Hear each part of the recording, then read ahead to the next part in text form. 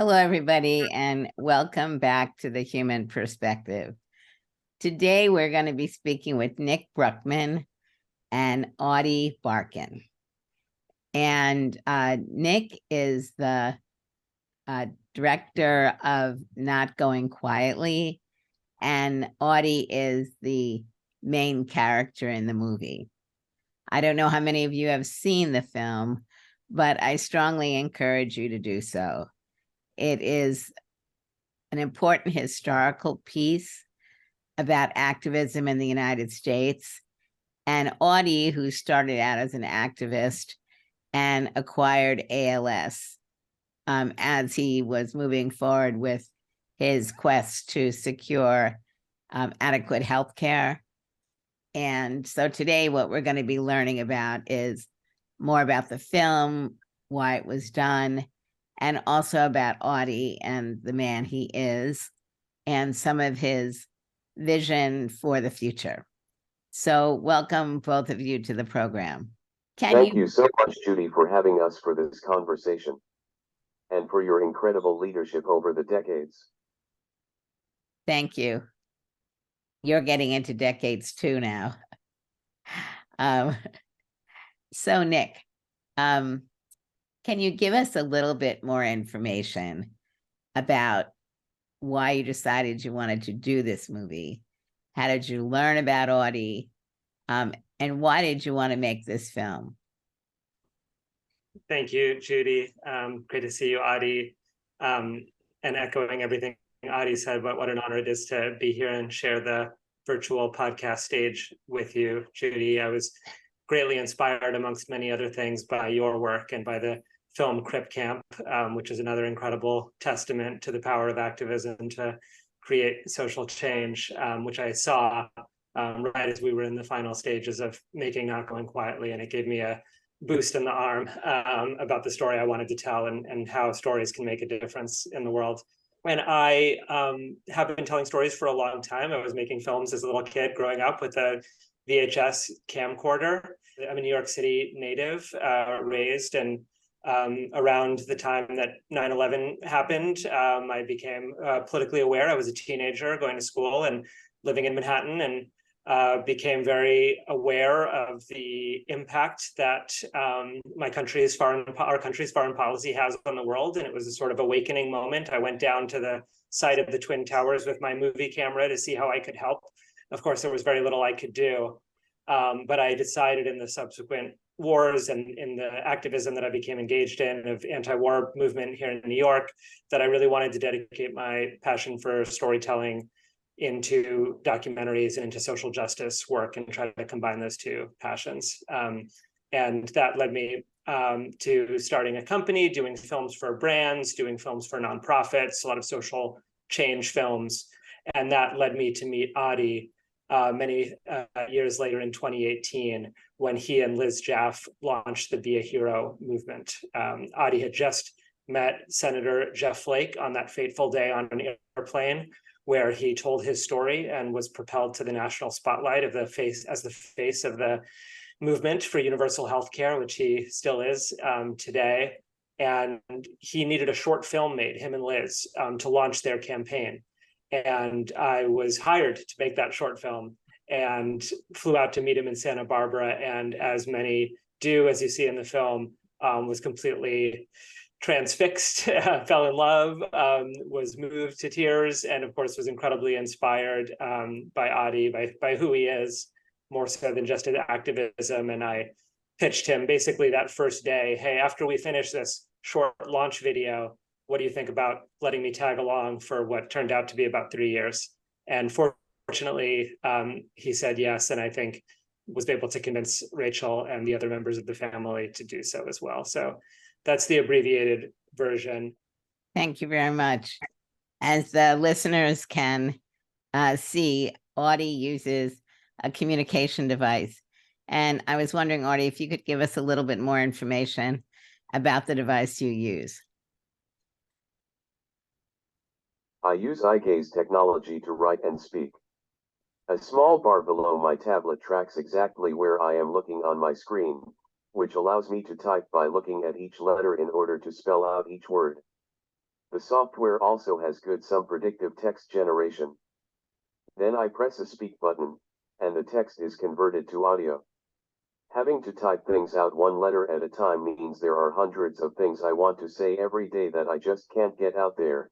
Phone calls I want to jump in and say things on, and things I want to say to the people closest to me, especially my kids Carl and Willow, that just take too long to articulate. And yet, I am so grateful for the technology that does allow me to communicate. The fact that I can have this conversation at all is incredible, and I am so fortunate to do it despite my paralysis. There are many different types of communication devices, and it's really very interesting to see how over the last decades, communication devices have improved.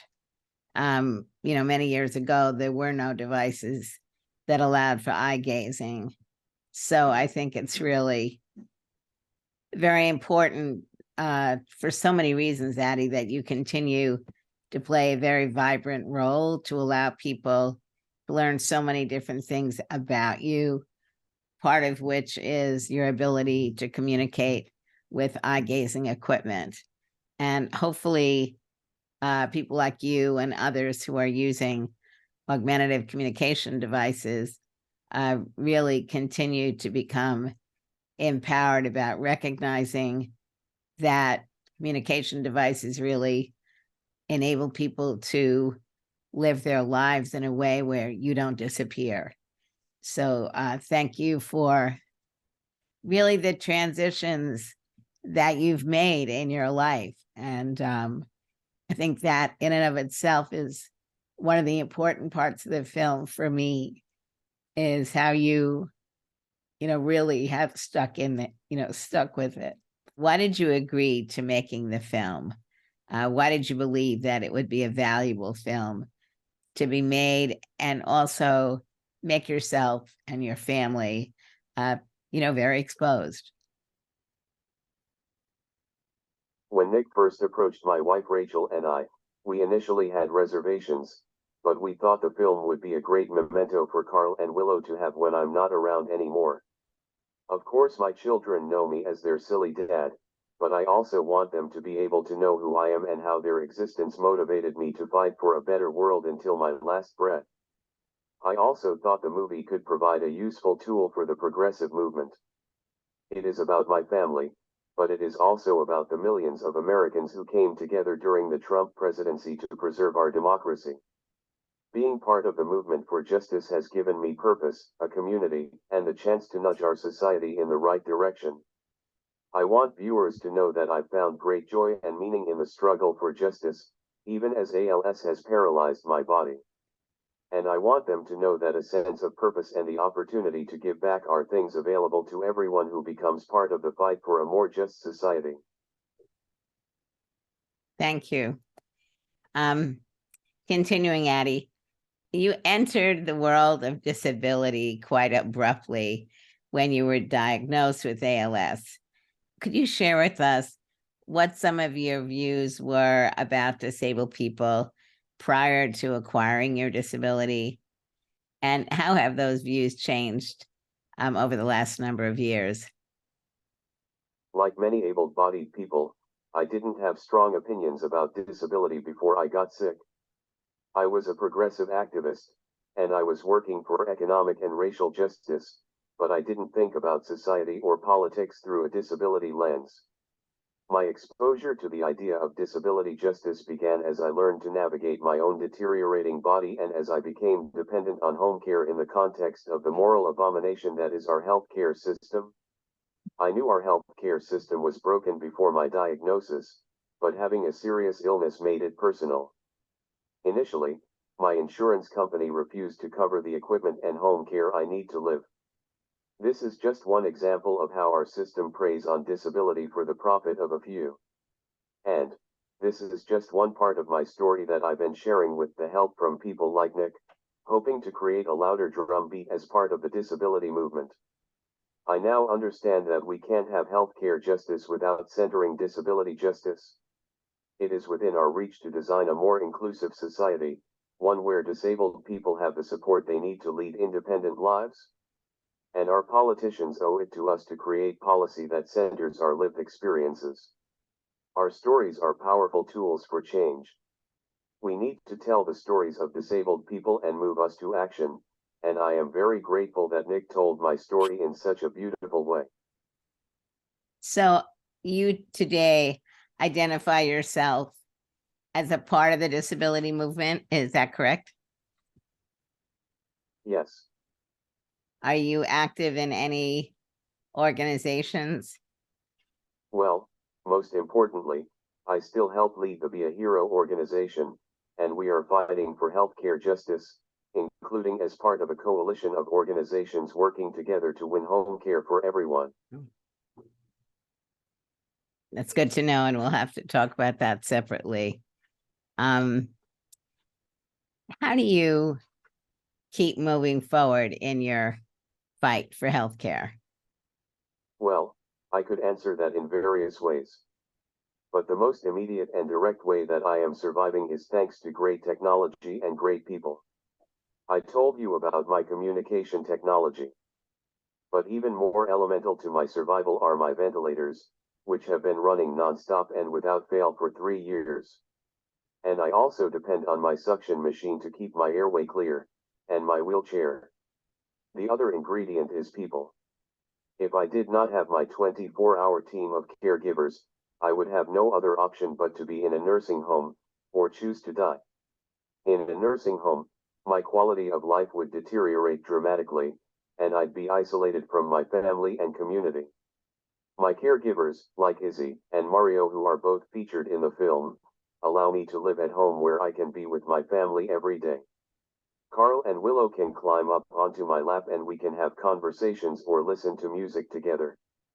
Full-time home care also allows me to work every day with Be a Hero to fight for a more just healthcare system, which must include long-term home and community care, so that my reality of reliable, well-paid, and professional home care is available to all.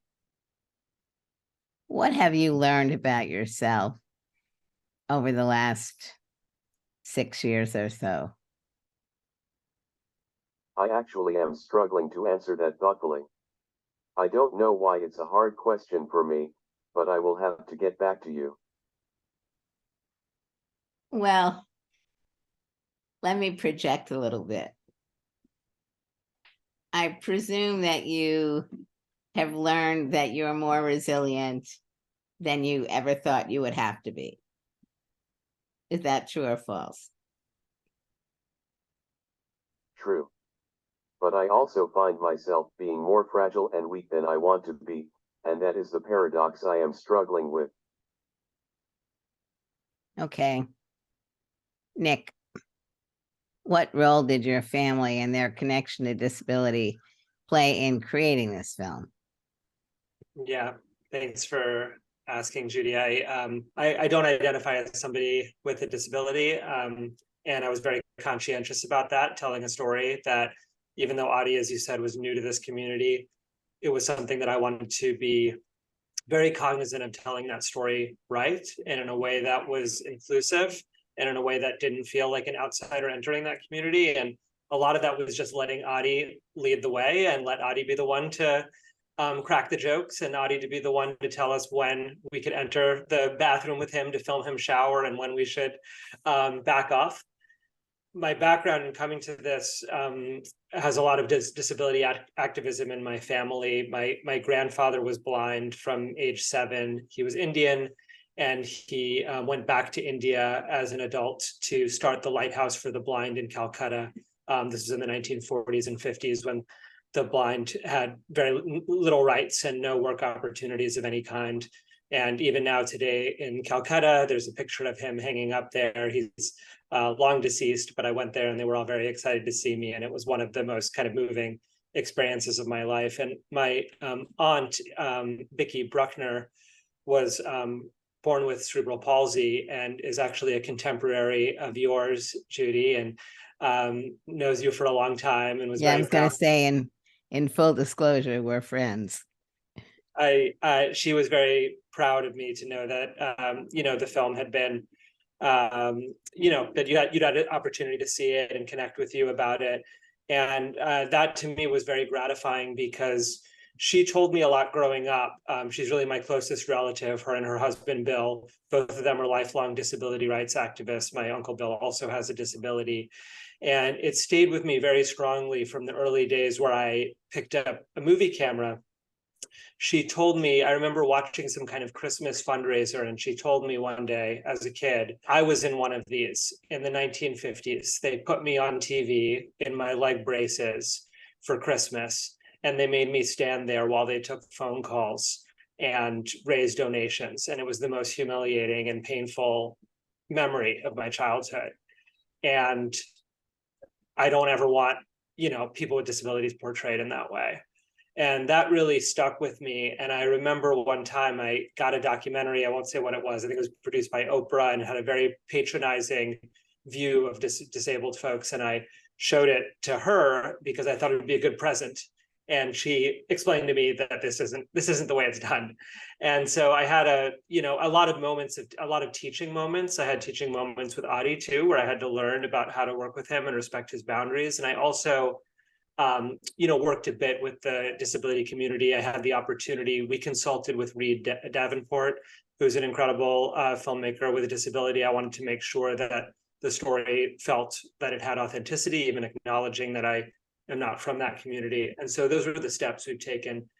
And one thing that I'm really interested in, but haven't done yet, and I think is a further step for me, as somebody in a production company, I have a business telling stories for social change, is to really work with more filmmakers with disabilities. I think this is a really important movement that's unfolding now that folks like Reed are part of, and that's something that I'd really like to move forward in my storytelling with as well, in terms of the teams that we built for our films. I think there's a long way to go in inclusive production environments.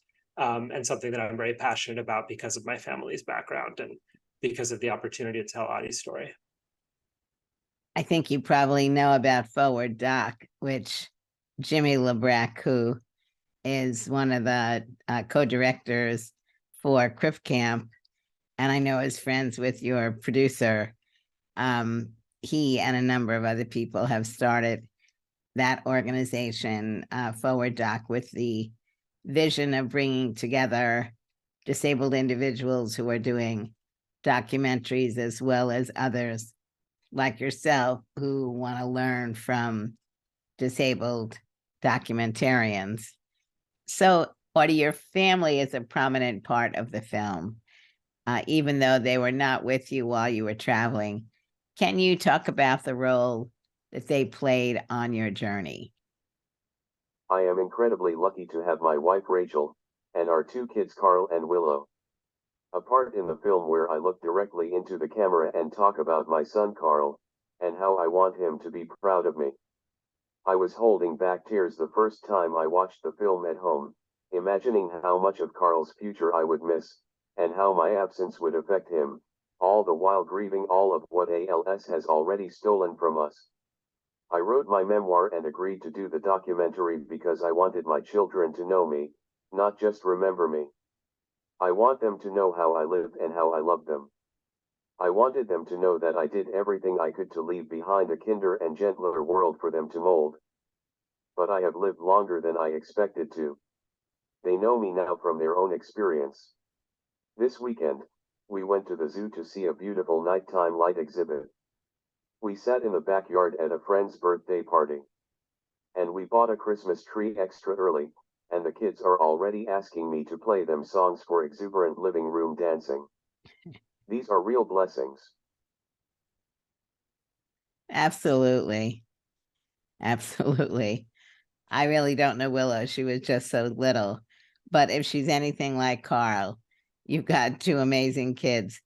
And, it's very clear that you and Rachel have been both a loving couple, but also, I think, very much focused, as you're saying, on making sure you're doing everything you can to help your children know who you are, your background, your strength, your vision, your fortitude, and I'm sure genetically that all is within them. I guess, Nick, I have a couple other questions right now for you. And that is, how has this documentary impacted you?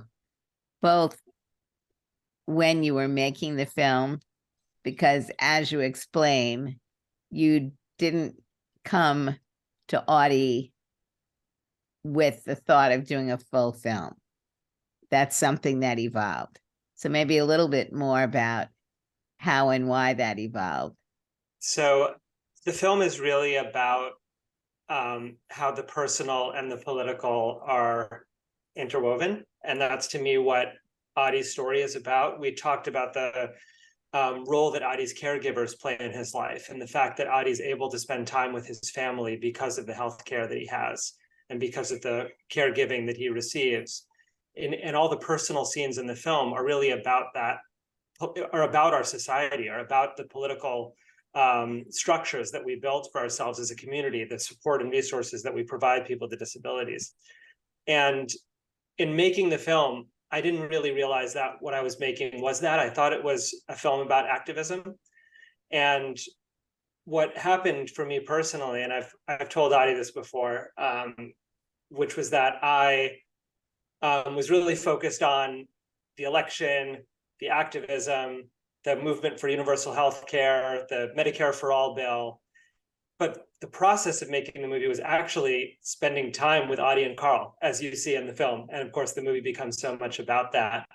And I went on my own parenting journey, making the film simultaneous. And the more I've thought about it, the more time that's passed since we made it, I realized that Ady is really directly responsible for this, because I had a very difficult relationship with my father, who, for many reasons, who spent time in prison when I was younger. And I had a lot of complexes around fatherhood and was very unsure that I would be a good one. And I think one of the lessons of the film is not just about, again, we can all be great activists, but it's also about Ady's ability to be a father in the face of the most difficult and challenging circumstances. And I remember one of the interviews we did on the road, somebody said, and one of the activists said, if Ady can do it, what's your excuse? And of course, he wasn't talking about Ady being a father in that moment. He was saying, if Ady's out here on the road, rallying people up in his chair, fighting for these midterm elections, what are you doing at home?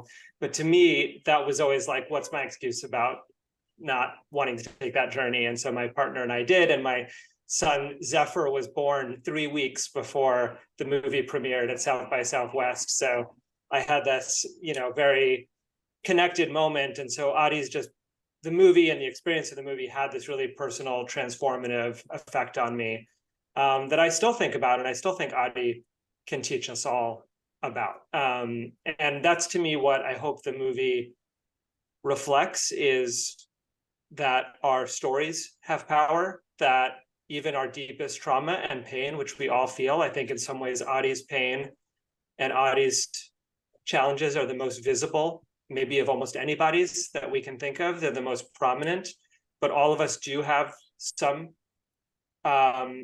challenges that we carry within us, whether from our family or from our society or from poverty, or much like the women in the film who raise their voices about sexual assault, like Ana Maria Archila. She turns that pain into a source of power and inspiration for other people. And that's what Ady is for me, and that's what I hope the film is for other people. Thank you. Ady, I want to turn this a little bit to your thoughts about the recent election. For the audience, I'm sure it's quite clear that Ady and Nick and myself are progressives, we're Democrats, and you see that in the film with a number of the people that Ady meets with. But I'm wondering, Ady, what your thoughts were about the recent elections. I am pleased and relieved by the results. Given to the dire expectations and the historical records, the outcome showed us people do care about abortion rights and they do care about democracy. It's a reminder that punditry doesn't matter, but our votes do. While many right-wing extremists failed to win their election bids, many did win. This is why we have to stay involved and active. We must be louder than ever in our calls to protect and expand healthcare. I closely followed a ballot initiative, Prop 209 in Arizona, which passed with more than 70% support, protecting Arizonans from predatory debt practices, most of which pertains to medical debt. The fact that the Predatory Debt Collection Protection Act was voted for by such a wide margin shows that people are hungry for change and ready to enact healthcare justice on every level. I hope this inspires similar initiatives and local organizing throughout the country. There's a lot of work to be done, but placed in this context, it means there's also more community, more creation, and more healing that is bound to emerge from our labor. Yes, thank you very much. I share your views.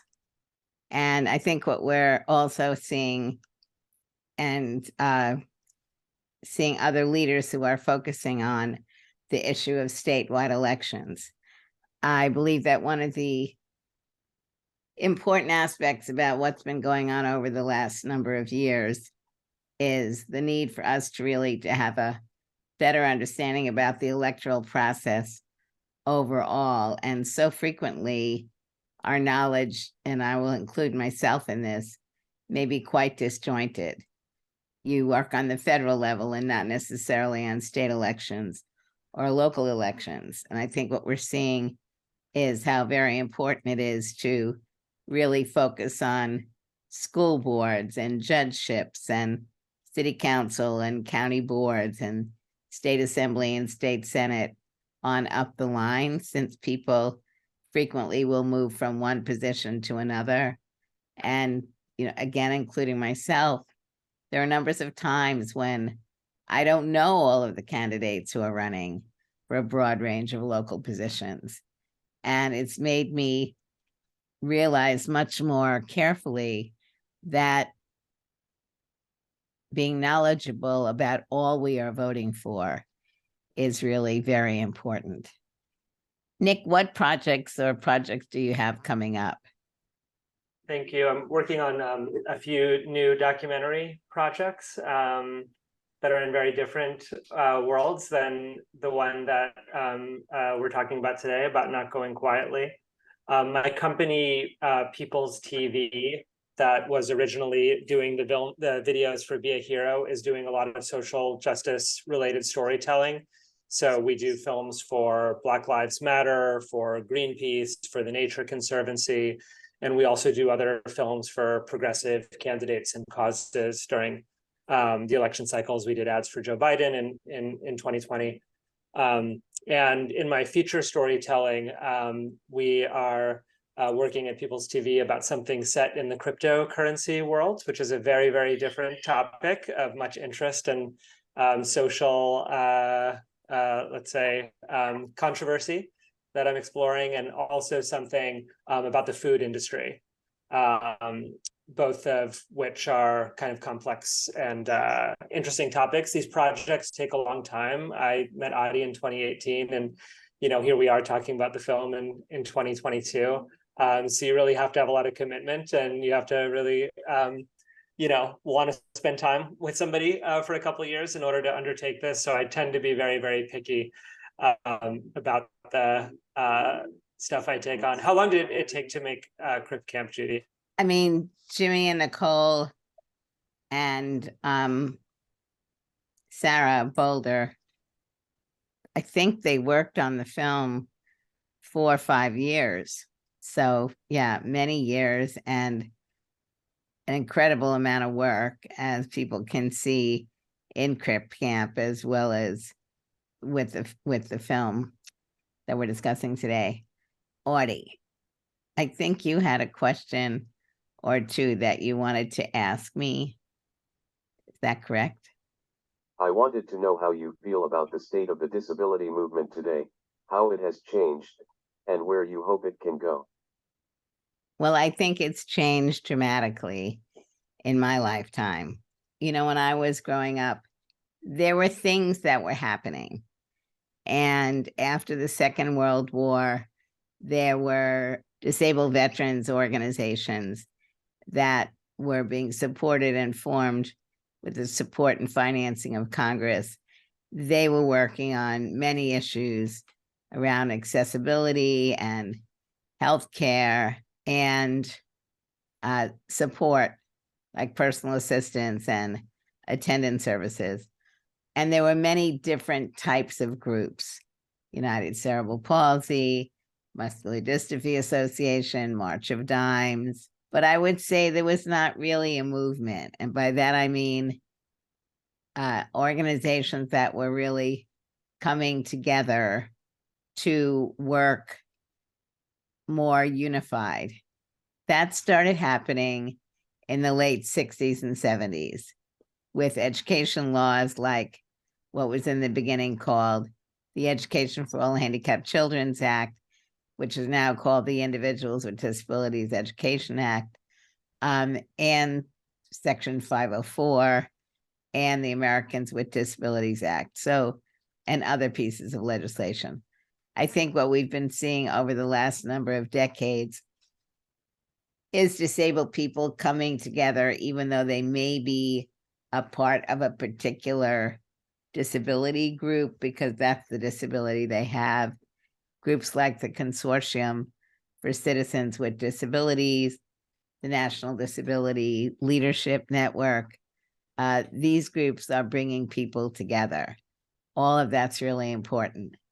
People with mental health disabilities, with autism, epilepsy, all forms of hidden disabilities are becoming more outspoken in a constructive way. And by that, I mean advocacy related work, working on healthcare and other issues.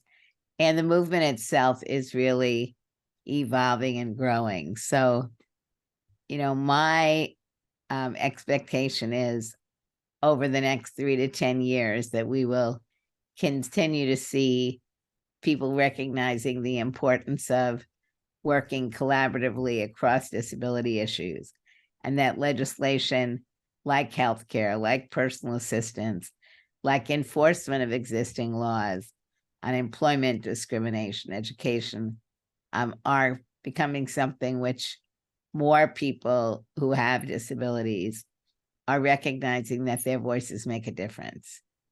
And one of the reasons why I find this film so powerful, you entered the discussion around healthcare as a non-disabled person. It was clearly important to you as an individual, but it became even more important to you and your family once you acquired your disability and really began to see how broken this system is, and the changes that need to happen. So I think voices like yours and others who are coming forward are very important, and also helping to provide guidance and leadership for people like myself who've had our disabilities our whole lives. And maybe our expectations have been lower. So I think the collaboration is important because, one, I think those of us who've lived with our disabilities for long periods of time are supportive and helpful to people like yourself when you're just entering the world of disability. And then we can learn a lot from you and others. And I think in many ways, your analysis of what it's been like entering the world of disability and the non-disability communities' reactions are very important. I have another question for you. Go for it. The scenes in Crip Camp, particularly the 504 occupation, is some of the most incredible organizing and activism that I have ever seen. I am reading an epic history of the civil rights movement, as well. And I fear that we don't organize with that rigor and dedication anymore. That we don't know how, we have lost the knowledge and the experience. Do you share that fear? I agree with what you're saying. And when you looked at the Section 504 time period, it was from 1973 to 1977. the demonstrations were a culmination of many years of work. When you look at the civil rights movement and the Civil Rights Act of 64, that was something that clearly was not designed in a few months. It was something that was taking many years and many different approaches to be able to document, demonstrate, organize. So that kind of centralized leadership, I think, new players and a vision of where we need to go and what we need to do to build alliances, confidences, both within the disability community and externally. I think one other important thing that's been going on and still has a lot more work that needs to be done are disability groups now being more a part of organizations like the National Leadership Conference on Civil and Human Rights. So we need to keep our eye on the prize, as you're saying, and we need to be enabling people to learn both the history of where we've been over the last number of decades, but equally importantly, what is our vision? Where do we want to move forward? How do we do that? I think the healthcare legislation really was for me, the Obama legislation was important for many reasons. But one of the critical reasons it was important is that people like yourself were fighting for it prior to your disability. The disability community with organizations like ADAPT and others had been fighting around deinstitutionalization from nursing homes, personal assistance services for a couple of decades before the Obamacare legislation was moving forward. And other groups, not disability rights groups, were actively, through people like yourself, working on fighting for the Obama healthcare legislation to be passed, and then fighting against the Republicans as they were trying to dismantle it. So I think we need to look at the changes that have happened and look at what we need to do, what people need to learn, and also I think continuing to help people really train on what it means to be an organizer. Because as you know very well, most people are not just born with, something stuck on their butt saying designated field, organizing. It's something that people need to learn and practice with other people. Just want to echo Ady talking about that time and about that activism, which is to say that I'm so glad that it was documented. Then that footage of you as a young woman at that podium was preserved because it enabled, everyone to be inspired by your lifelong work, Judy, but also for the film to be that training manual, which I think Crip Camp really can be. And when I was in the room filming Ady testify without a voice for Medicare for All, watching the members of Congress move to tears, and watching Tracy do the bird dog training on the road, teaching folks like Ady how to chase down politicians. That's what I want this film to be, is that training manual and that toolkit that preserves, your story, Ady's story, for the activists that come next and stand on both of your shoulders figuratively. So I'm so glad that, films like Crip Camp and Not Going Quietly can be a small part of the food or the nourishment for the movements that you're both a part of. And I think films like that need to have training materials.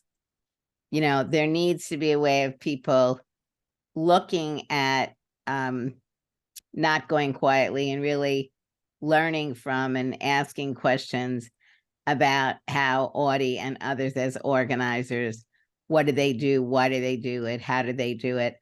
Then I think also part of what is really important about the film is the reluctance of people to really look at making some of the bolder changes. I think one of the important aspects of Not Going Quietly, with its focus on healthcare, is, further discussions on what has been the impact of healthcare on their personal lives. And have they changed in a way that would enable more people in the future, should there be attacks on the healthcare legislation, to fight back? Yeah, So I want to absolutely. say this has been a really important discussion for me, and I hope our audience will now go out and watch your film. And Nick, if you could please tell us how people can look for it.